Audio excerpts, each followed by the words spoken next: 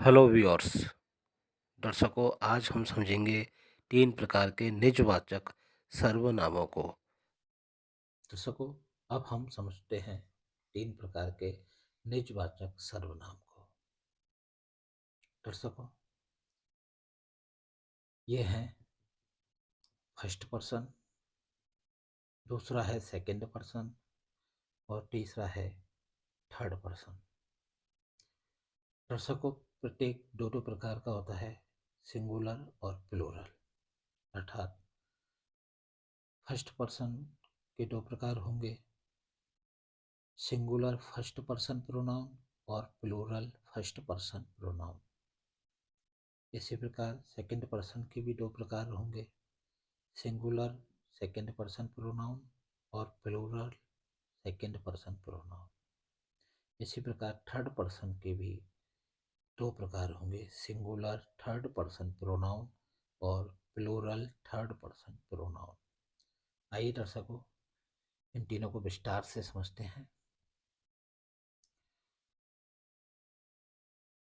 दर्शकों, सबसे पहले समझते हैं फर्स्ट पर्सन को।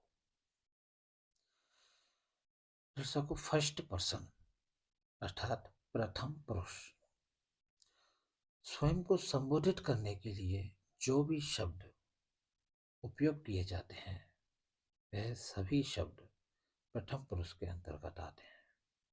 अर्थात स्वयं के लिए, स्वयं को संबोधित करने के लिए जो भी शब्द हम उपयोग करेंगे वह फर्स्ट पर्सन अर्थात प्रथम पुरुष कहलाता है।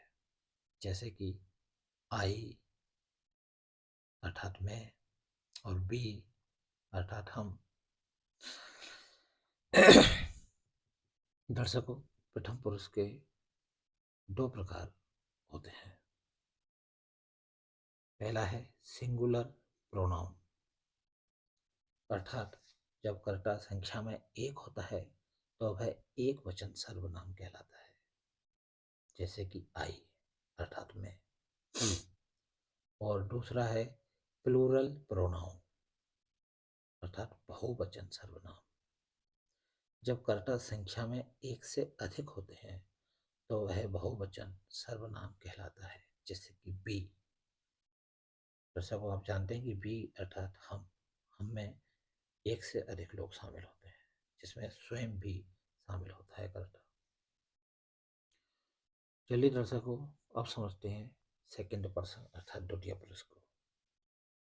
दर्शकों, सामने वाला व्यक्ति जिससे हम बात करते हैं उसको संबोधित करने के लिए जो भी शब्द हम उपयोग करेंगे वह सभी शब्द द्वितीय पुरुष के अंतर्गत आते हैं। जैसे कि दाऊ और यू। दर्शकों, यहाँ दाऊ और यू दोनों ही का अर्थ होता है तुम या आप, लेकिन दाऊ सिंगुलर अर्थात एक वचन होता है, जबकि यू प्लूरल अर्थात बहुवचन होता है। तृतीय पुरुष भी 2 प्रकार के होते हैं, सिंगुलर प्रोनाउन और प्लूरल प्रोनाउन। सिंगुलर प्रोनाउन अर्थात एक वचन सर्वनाम, जब कर्ता संख्या में 1 होता है तो वह एक वचन सर्वनाम कहलाता है। जैसे कि दाऊ, दाऊ अर्थात तुम या आप। केवल एक व्यक्ति को संबोधित करने के लिए यह शब्द उपयोग किया जाता है। दूसरा है प्लूरल प्रोनाउन अर्थात बहुवचन सर्वनाम, जब कर्ता संख्या में 1 से अधिक होते हैं तो वह बहुवचन सर्वनाम कहलाता है। जैसे कि यू अर्थात तुम या आप। यू के अंतर्गत 1 या 1 से अधिक लोग आते हैं, इसलिए इसे हमेशा प्लूरल की श्रेणी में रखा जाता है अर्थात बहुवचन माना जाता है। चलिए दर्शकों, अब जानते हैं थर्ड पर्सन अर्थात तृतीय पुरुष को। तीसरा व्यक्ति जिसके बारे में हम बात करते हैं उसको संबोधित करने के लिए जो भी शब्द उपयोग किए जाते हैं वह सभी शब्द तृतीय पुरुष के अंतर्गत आते हैं। जैसे कि he, she, it, name, this, that, these, those, they इत्यादि। प्रथम पुरुष भी दो प्रकार के होते हैं, सिंगुलर प्रोनाउन और प्लूरल प्रोनाउन। सिंगुलर प्रोनाउन अर्थात एक वचन सर्वनाम जब कर्ता संख्या में एक होता है तो वह एक वचन सर्वनाम कहलाता है, जैसे कि ही, शी, इट, किसी का नाम, दिस, दैट इत्यादि। और प्लूरल प्रोनाउन अर्थात बहुवचन सर्वनाम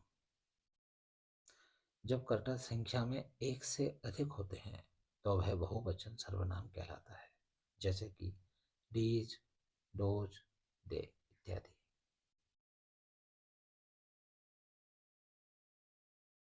दर्शकों, आप रिमाइंडर के तौर पर इसको स्क्रीनशॉट ले सकते हैं ताकि बाद में आवश्यकता पड़ने पर आप रिमाइंडर के तौर पर इसको उपयोग कर सकें।